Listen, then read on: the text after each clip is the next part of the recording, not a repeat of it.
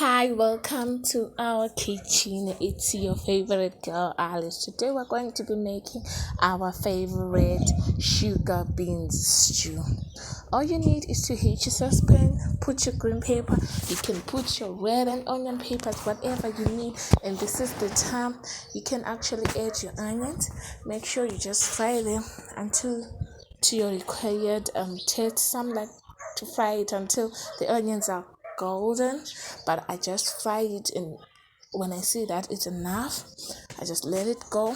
And then all you need to do is to cut your veggies. Some people like to eat carrots and green beans. I just love to make my beans the star of this dish. So whenever I cook this dish, I make sure that my beans are the stars of this dish.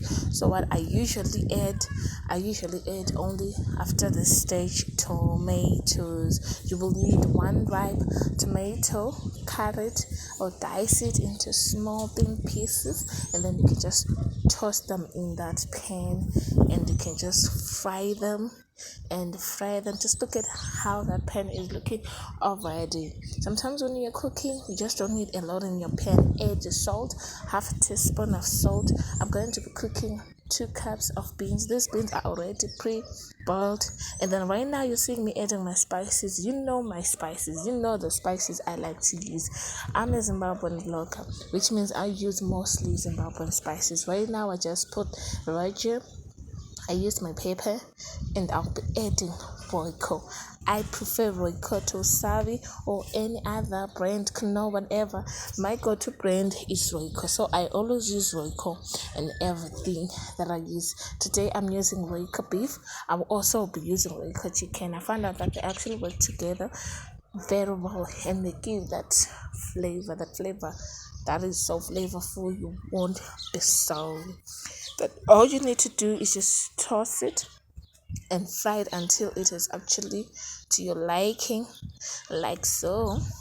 At this stage, after I'm done frying, I just toss in my beans. These are my beans, they're just from the freezer.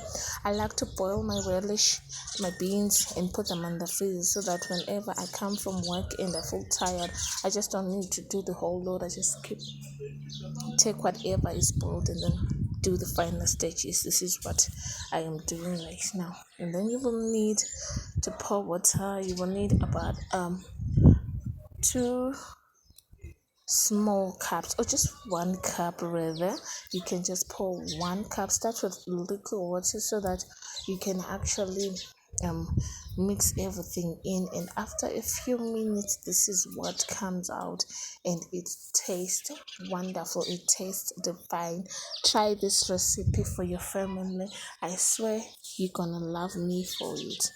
Until next time, I cook your beans and share your dishes, and let's see how you love your beans. I love my beans whether it's rice or with sada, and I make sure I put my beans on the top.